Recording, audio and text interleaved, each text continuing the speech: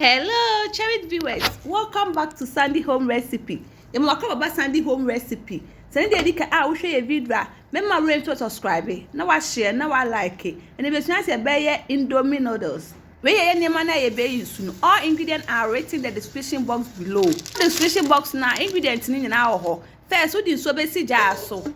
Say so ni who pet. Now what to wear the window minute.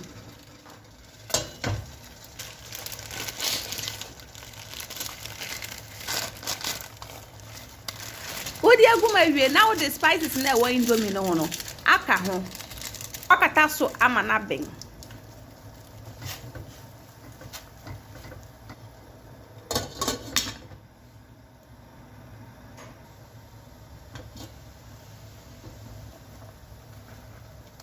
abe no waso ne nsuo no now dey si nchen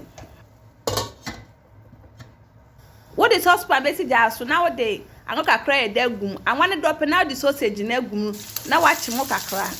Please, if you are new to our channel, don't forget to subscribe, share, like, and also click the bell icon to get new video we will post. Watch and where we now the carrot na gum. We are not the bell pepper and swaka ho. What they will jene or cabbage or pears vegetables to be a person we should be able to near you too. Watch this now to kakra.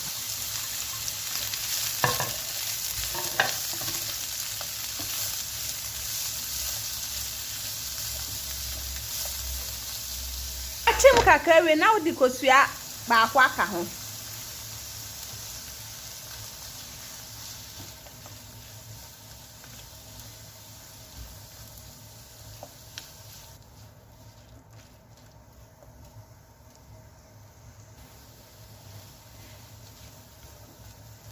What the pepper kakra e dey aka ho ba Indomie no enchin wo mu de dante e fa nchin ka ho.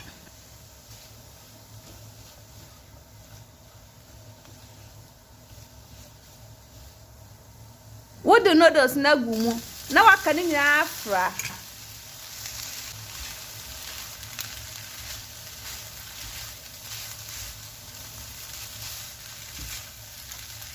Please, if you are new to our channel, don't forget to subscribe, share, like, and also click the bell icon to get new video we will post.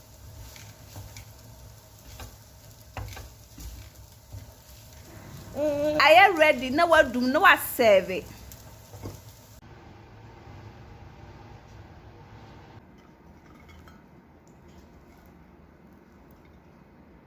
Yep, my choice. I did the share video. Remember, we to subscribe it. No, I share. No, I like. No, me notification bell. Say the video better on Sabeka. Now, this is our Indomie Noodles. Please like this video and subscribe to our channel. Thank you so much for watching.